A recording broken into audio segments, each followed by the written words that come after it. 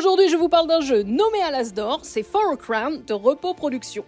Dans ce jeu, vous allez incarner une famille qui veut à tout prix prendre le contrôle sur le village et donc gagner la couronne. Vous allez recruter des gens afin de faire des coups bas à vos adversaires. Et oui, vous allez recruter des gens au village, ils ont chacun des capacités spéciales. Quand vous recrutez, vous payez son coût, vous prenez la carte que vous souhaitez et vous la placez dans une protection aux couleurs de votre famille. Cette carte, vous la mettez ensuite dans un tas commun. Une fois que tout le monde a fait ça, on prend ce fameux tas commun et on le mélange, puisqu'on va révéler les cartes une à une afin d'avoir leur effet.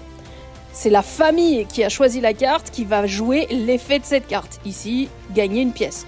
Mais attention, toutes les cartes ne sont pas sympas. Celle-ci, par exemple, permet de faire perdre un rubis ou donner un raton voleur à une famille adverse. Le type d'action est très varié. Ici, par exemple, on va pouvoir déplacer les tableaux qui représentent les familles, mais aussi l'influence dans le jeu. Ça peut vous donner des avantages. Alors, bien sûr, il y a aussi des événements qui concernent tout le monde. Ici, c'est celui qui a le plus de ratons voleurs qui perd 2 rubis. Et on va donc continuer et démarrer une nouvelle manche. On va déplacer les tuiles argent et permettre de débloquer une nouvelle colonne de personnages qui aura de nouveaux effets. Mais je vous le rappelle, le but est bien sûr de ne pas perdre vos bijoux de famille et d'avoir le plus de rubis. Mais si vous êtes vraiment dans la dèche, eh bien vous pourrez les vendre en échange de 10 rubis.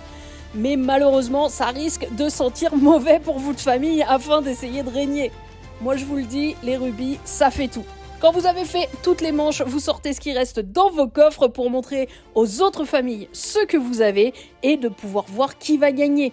On n'oublie pas, il y a aussi des bonus de fin de partie, celui qui a le plus d'influence, celui qui a le plus de pièces et il y a un malus pour celui qui a le plus de ratons voleurs. For a Crown, c'est donc nommé à l'As d'or, nous on comprend pourquoi. Il faut jouer avec des amis qui n'ont pas peur de perdre ou de se faire taper dessus. En tout cas, nous on adore. Alors, For a Crown, ça vous tente ?